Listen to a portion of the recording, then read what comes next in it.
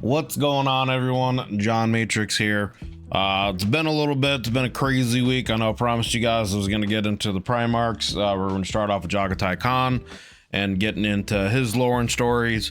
I definitely do plan on still doing that. I'm going to work on that this weekend, but you know, I just got a new computer built, set that up finally, and it's just been a crazy busy week. So unfortunately, I haven't been able to sit down and really get to that yet. But in the meantime, I still wanted to get some stuff out here for you guys. So we're going to check out a video here by Arbiter Ian on the White Scars, the chapter Legion of the Astartes, that is Jagatai Khan. So we'll do this video leading up into that over the weekend, and hopefully I can get that video out to you guys early next week.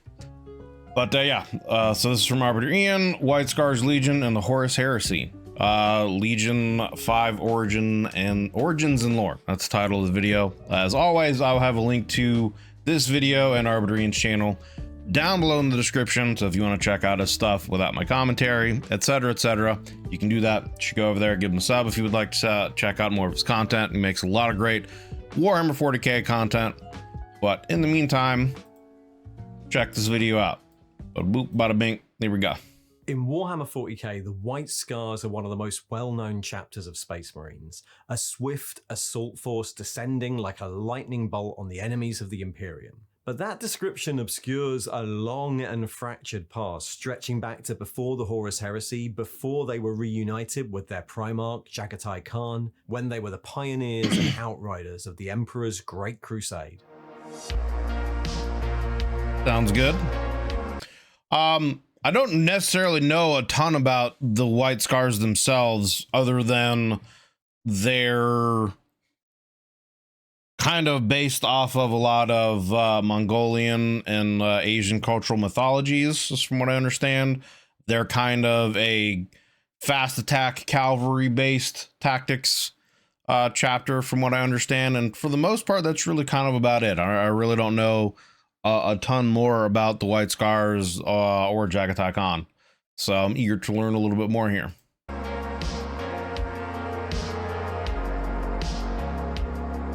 Hiya, welcome to Heresy 101. In this series, I'm going to go through the lore for each of Warhammer's Space Marine legions, particularly their origin in the grim days of the Horus.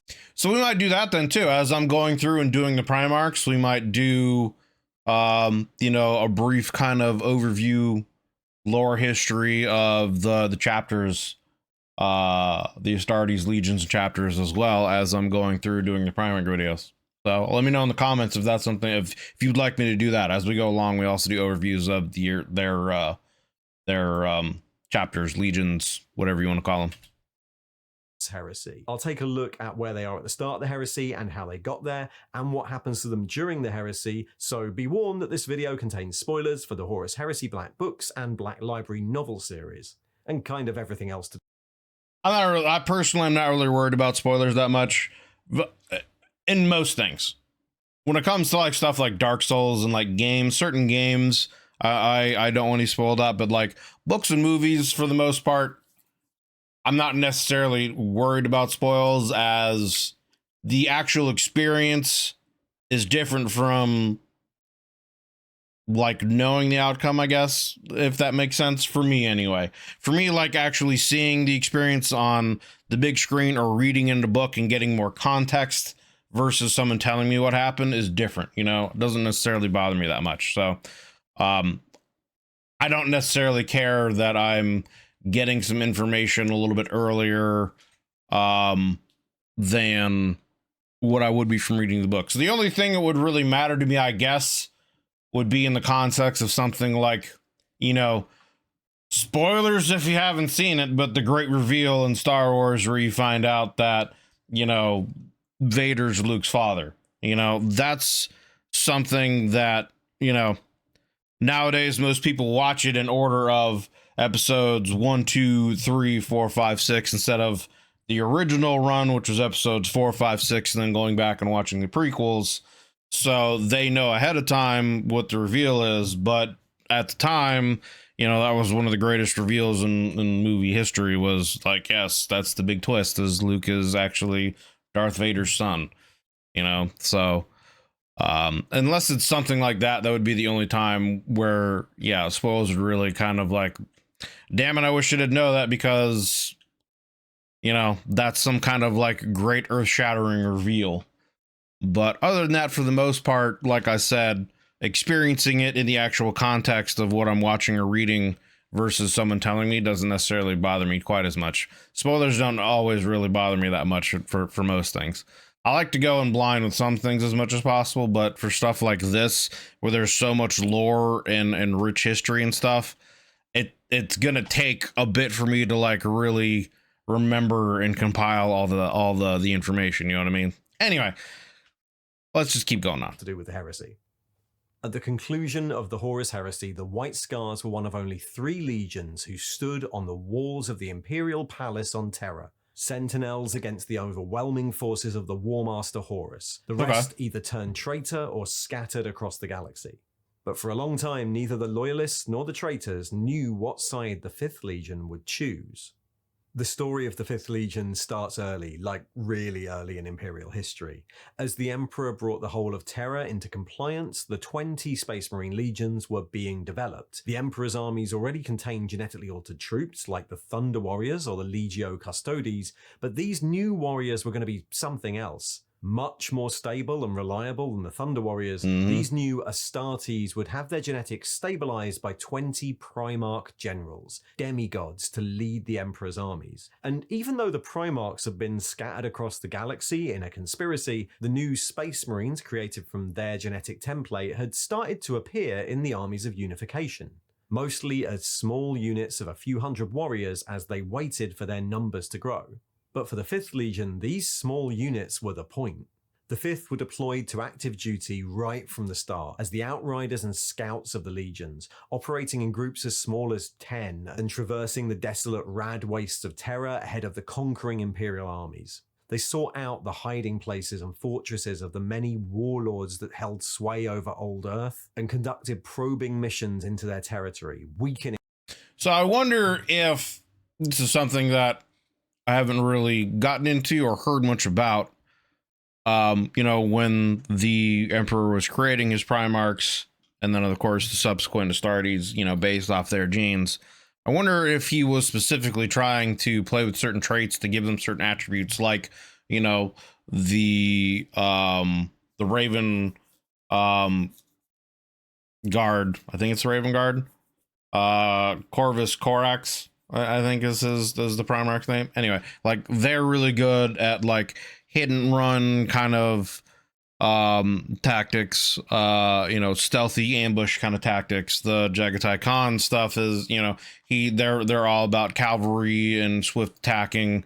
You know, Rogel Dorn is about, you know, the defense and anti-siege, I believe. I could be getting him mixed with the Iron Warriors. It might be the other way around, etc., etc. But you know what I mean? Like, I wonder if he was from the beginning like trying to promote certain specific genetic traits in the different Primarchs and thus their legions, so that each one had a specific task to differentiate themselves, or if he was just like making them and they just kind of chose their own kind of specialization paths, I guess you could say.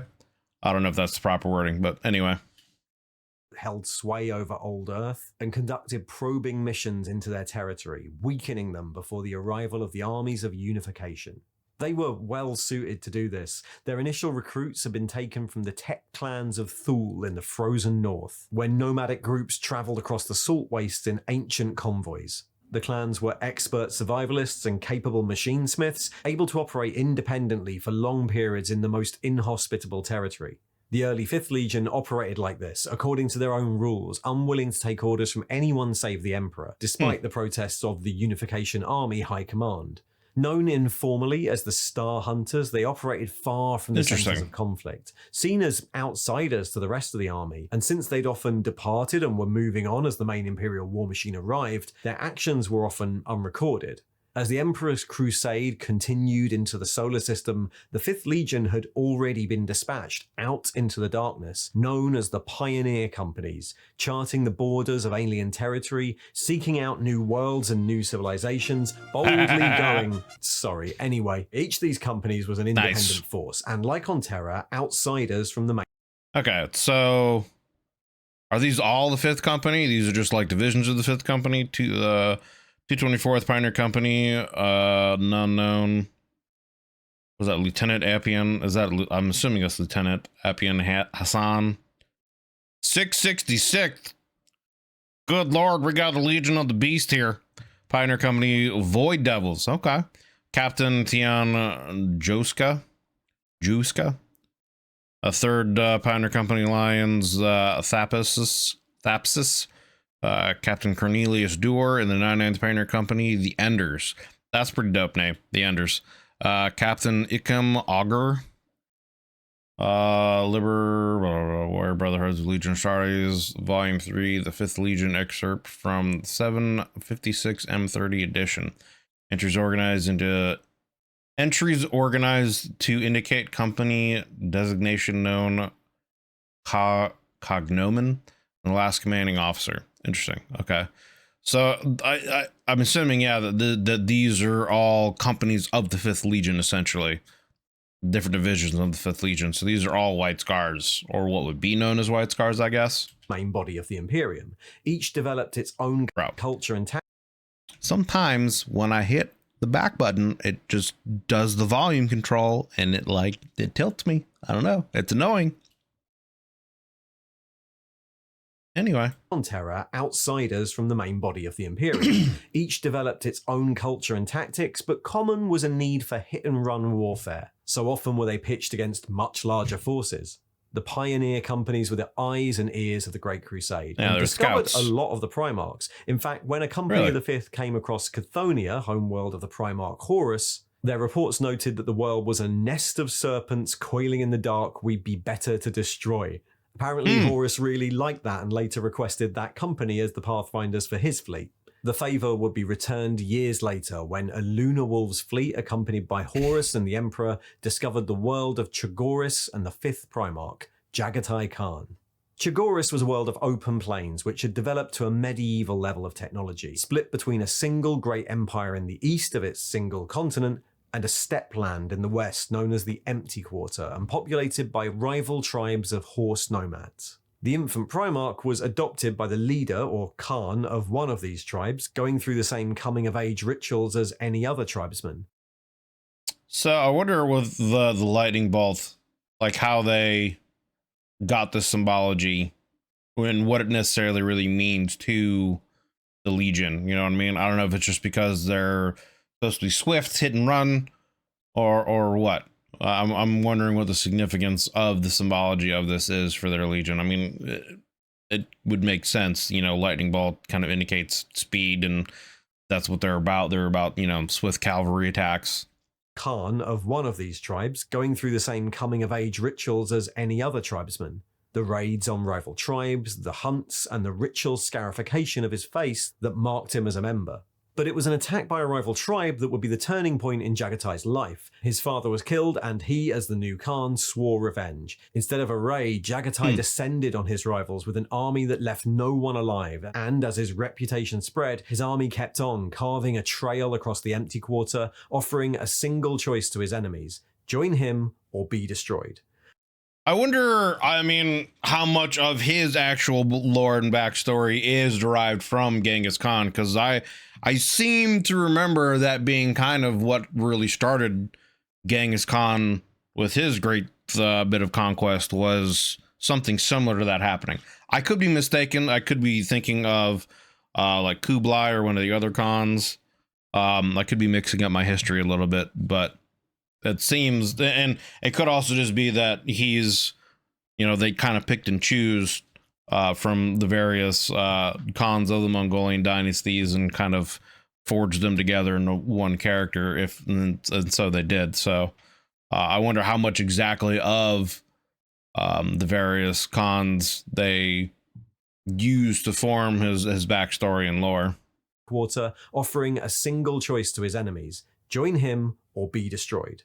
Within a few decades, he had united the tribes and was called the Khagan, the Khan of Khans. And when that great empire to the east targeted him in a hunt, he led the tribes to war against it, killing its emperor and becoming ruler of the entire world. When the Emperor's armies arrived a few years later, the Emperor praised him as a great empire builder, but Jagatai saw the truth, that while he could see the merit in the Emperor's dreams of unity, he was being offered the same choice his tribes had offered others. Yep.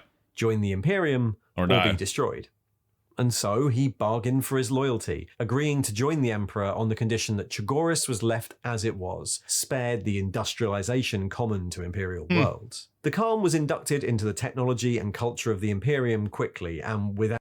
I wonder why he would want to do that. I wonder why he would want to, maybe just for cultural preservation, wanting to keep his, people essentially as they were without being interfered by other potentially radical ideas or technologies, and just wanted to preserve his people as they were. Otherwise, yeah, I wonder why he wouldn't want the extra technological, medical, etc. advances.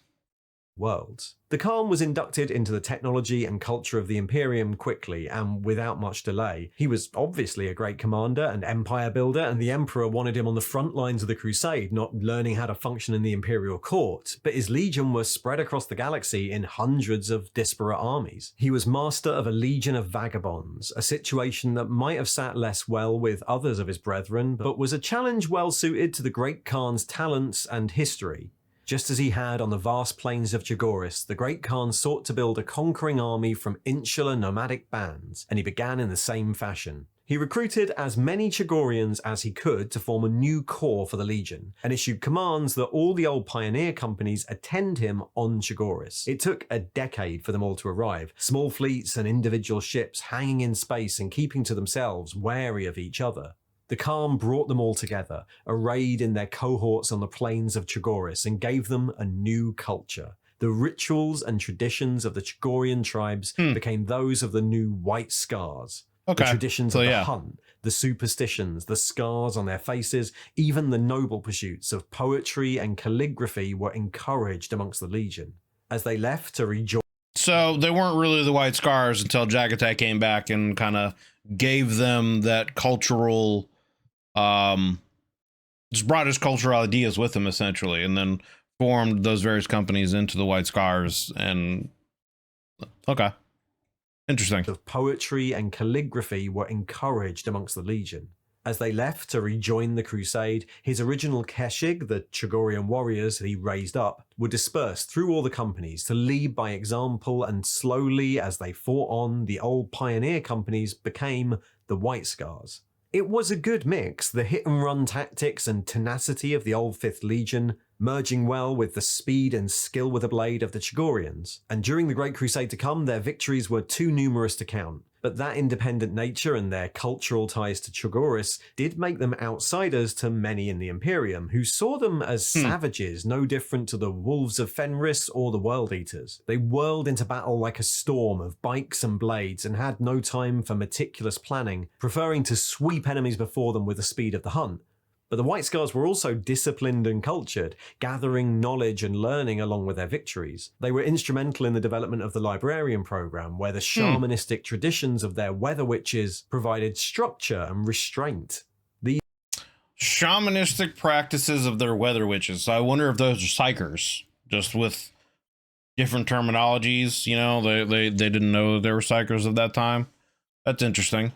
It also is very interesting to me how the various chapters see other chapters and, like they regard them as less than. I don't know. That always fascinates me.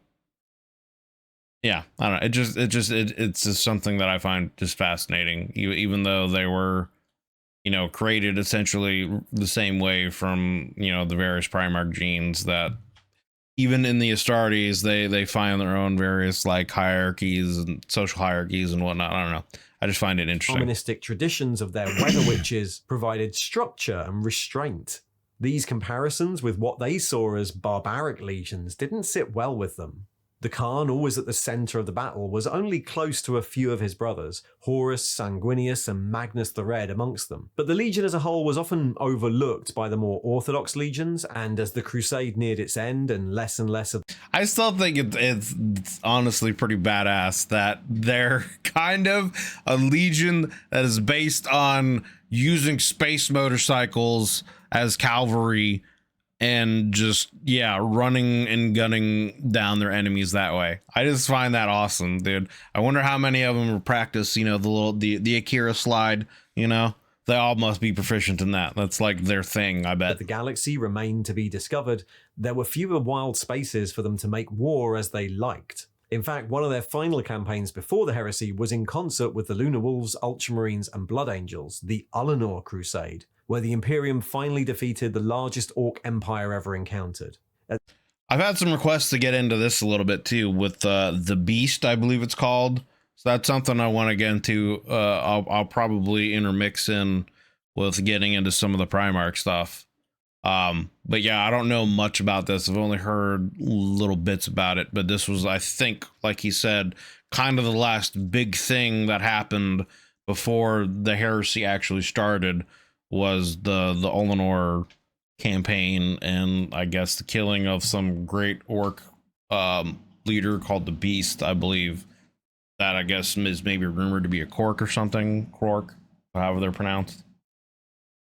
At the end of the crusade, Horus was finally defeated the largest Orc empire ever encountered. At the end of the crusade, Horus was declared War Master, and the Khan was there on the platform next to him. So when the heresy started, much of the Imperium were unsure which side the White Scars were going to be on. At the start of the heresy, the White Scars were estimated to have an active strength of about 90,000 legionnaires, which made them one of the smaller legions, though not the smallest. Their number was hard to measure accurately though, since the legion used its own system of organization, based around the Brotherhood, commanded by a Khan, and with multiple Brotherhoods arranged into hordes under the command of a Noyan Khan. Each Brotherhood was a specialized formation built around a specific task. Given how the White Scars preferred to fight, typical Brotherhoods were built as rapid strike formations. All their warriors either mounted on jet bikes or speeders, or deployed in transport vehicles, whatever best suited the preferences of its Khan. Close assault and recon Brotherhoods were also common. However, artillery, support, or armored Brotherhoods also existed, and the numbers of Marines in each of those varied, so the size of a Brotherhood, and therefore the size of a Horde, could vary wildly, from a few hundred Astartes to many thousands. This sometimes made it really difficult for Crusade Command to estimate the size of a force or the logistics required to support them. The White Scars' preferences also resulted in a number of other differences from more standard legions. Their dreadnoughts, the Uhan Solban, were few in number and rarely seen on the battlefield. Their position as honored former warriors meant they served as guardians of the legion's relics and gene seed laboratories instead. Interesting. The legion disdained the use of destroyer squads, the phosphex and rad weaponry they used being seen as totally antithetical to the legion's way of war and their respect for the natural world. Any destroyer squads the legion did field were covered in charms to ward off evil spirits and put under the direct command of the Storm Seer Council, which is the other big difference. The White Scars had a long tradition of using witches to ward off evil natural world. Any destroyer squads Yeah, I'm not familiar with what destroyer squads are, so I'm not really sure what they do, their purposes, and why the Khan, you know, the White Scars didn't really use them or field them that much. That's interesting though, that they consider them an affront to the natural way of things. Interesting. The Legion did field were covered in charms to ward off evil spirits and put under the direct command of the Storm Seer Council, which is the other big difference. Oh man, can stop White yawning. Scars had a long tradition of using Psychers. These Storm Seers served as advisors. That answers my question then. Yeah, Storm Seers, they were just another term for Psychers. Okay. A long tradition of using Psychers. These Storm Seers served as advisors for the Khans and guardians against ethereal powers, and their mastery of the warp was subtle, cautious, and studied, in stark contrast to legions like the Thousand Suns. I wonder how the Emperor felt about some of that stuff. You know, I mean, I don't know.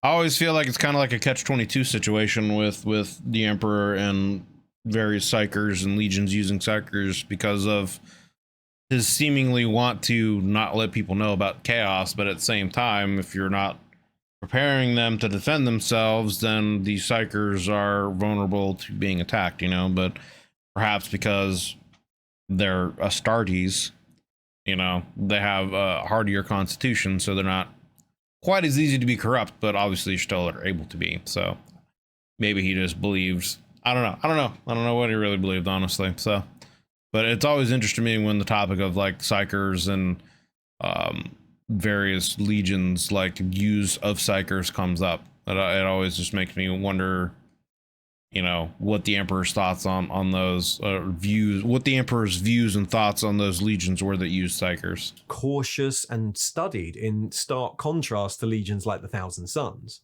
The Stormseer Council was so important to the White Scars that it continued unchanged well after the Edict of Nicaea, where the Emperor banned the legions from using a Librarius. Their story during the heresy is also a bit more complex than most legions. As outsiders to much of the Imperium, Horus thought there was a good chance he might be able to persuade the Khan to his side, and while events unfolded in the Istvan system, he kept the White Scars engaged far away, in the Chondak system, hunting the remnants of the Orc Empire destroyed at Ullanor. An Alpha Legion fleet were assigned to keep the White Scars busy there and block communications, but this failed. A message got through. It's questionable if that was intentional or not, because, you know, Alpha Legion. Right. Yeah, I remember that. That supposedly Alfarius, the real Alfarius, may have actually been working against his brother and got that message through the White Scars. Okay, I remember that.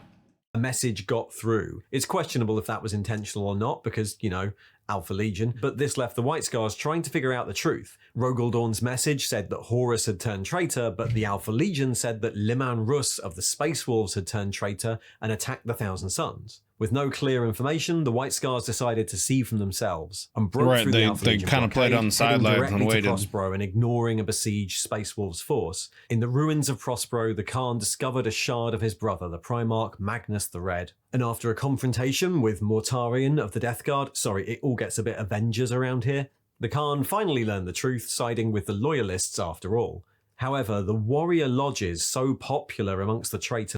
And I think, didn't he kill Mortarion? Didn't he decapitate him, although becoming like grievously wounded himself or something in that fight? Legionists after all. However, the warrior lodges, so popular amongst the traitor legions, had spread their way into the White Scars. And the lodge members, hopeful that their Primarch would see sense and join Horus, attempted a coup. Jagatai, in punishment, executed the ringleaders and sentenced the rest to become Magyar Mazan, exiles from the Legion whose only purpose was to harry the enemy until their inevitable death. For the 4 years after this, the bulk of the White Scars engaged in hit-and-run attacks on the traitor forces, including a lengthy series of engagements with the Emperor's children, before finding a way to bypass the Ruin Storm in the Warp and arrive at Terra. Along with the Imperial Fists and the Blood Angels, they formed the main defending force of the Imperial. Sanctum Imperialis, Hegemon, Blackstone Prison, Sky Overplate. So is this supposed to be like the Station Imperial? Yeah. This is supposed to be like the Imperial Palace Fortress, Mercury. Okay. This is like the actual Imperial Palace, like where the Emperor would be, I would assume. Sky Orbital Plate, I wonder what that would be. I wonder if that's like a landing pad area for ships or something. Ultimate Gate, Lions Gate, yeah. So this is where a lot of the fighting, I think, must have taken place, where the Traitor Legions are trying to break through. Interesting. Okay. Adamant Europa. Sanctus. Interesting. Spaceports over here. Very interesting. Palace, holding the line, conducting raids on the advancing enemy, and eventually leading a mass assault to retake Lions Gate spaceport from the newly transformed Plague Marines of Mortarion, which massively reduced Horus's ability to land new troops. They continued to fight in defense of the palace until the very end, and beyond that into the period known as the Scouring, hunting traitors as far as the Eye of Terror. And that's the 5th Legion. Always an independent, self-reliant, but fractured force, their disparate parts were pulled together and given the stamp of Chakorian culture to bind them, by a Khan who, while not the most enthusiastic supporter of the Imperium, operated on the same basic desire for unity as his father. As the Legion split into chapters after the heresy, it's that culture that defines the White Scars all the way into the 41st millennium. Thanks for watching. Not a problem there, my dude. Great video. Okay, if you'd like more of these, there'll be another Legion just coming up to the right there. And if you'd like to see these videos ahead of time or wrong. support It's not the another channel, Legion. there's a Patreon link in the thing below. See ya. He lied to us. There's not another Legion video. All right. Anyway, yeah, good video. Very interesting. They seem like, from what I've learned so far from various Legions, they kind of seemed like, until Jagatai came and I guess united the companies, if you want to say it that way, they seemed like they were the most fractured, spread out, didn't really have an identity. They were kind of just like scout troopers until Jagatai came in and kind of really gave them I guess their cultural identity, if you want to say it that way, and you know, really, like he said, imbued them with the various culture from this planet and the calligraphy, and then also bringing in the, I think it was called the Storm Seekers, or they're Psychers essentially. I forget what the terminology was, Storm Seekers or Storm Callers or something like that, I think. Most of what I knew from the Legion was stuff during the actual battle, you know, when the Imperial Palace was being attacked. I remember from a previous video going on about the Alpha Legion that potentially it's still, you know, like you said, in question, you know, that Alfarius may have been loyal to the Emperor and working against his brother Omegon, and had gotten a message out to the White Scars, and then the White Scars kind of stayed on the sideline until they really figured out what was going on. And then, yeah, he confronted Mortarion, and I believe Jagatai beat Mortarion, decapitating him and sending him into the warp, but I think he was pretty injured in that battle. Kind of a situation. I believe that's what happened. That's stuff that I already kind of really knew, but it's interesting that he didn't want his home planet kind of really interfered with at all with the Imperium. I could understand that he would want to maybe, you know, preserve their culture and their ways and not be influenced by modern Imperium, you know, with their technology and stuff like that. I found that very fascinating, interesting too. But I also just like like I said, I like the idea of, you know, them being essentially, you know, cavalry units on motorbikes with cannons and guns and swords and spears, and using those kind of tactics, you know, to fight with and stuff like that. I find that very interesting. So, great video by Arbitor Ian. Like I said, link will be down below in the description to check out this original video if you want to without my commentary, and for his channel. So if you want to go check out more of his 40k stuff, you know, give him a sub and a like if you enjoyed this video of his. He does a lot of great stuff. So yeah, I'm gonna use this video to, like I said, as kind of like a jumping point to get into the actual lore of Jagatai Khan. And if you guys want to, you know, I'll do this before getting into the other Primarchs as well, kind of going into I guess a precursor breakdown video of the legions that are based off of the various Primarchs, and you know, kind of get a little overview of their legion and the Primarch, whatever, going, and before we go a little bit deeper in the Primarch's origins. So let me know down in the comments if that's what you like, if that's what you would like to see. But yeah, I appreciate you guys coming in and hanging out and watching this video with me. If you're still here to the end, I greatly appreciate it. If you did enjoy this video, consider leaving a like and a sub, as it helps me and it helps the channel grow.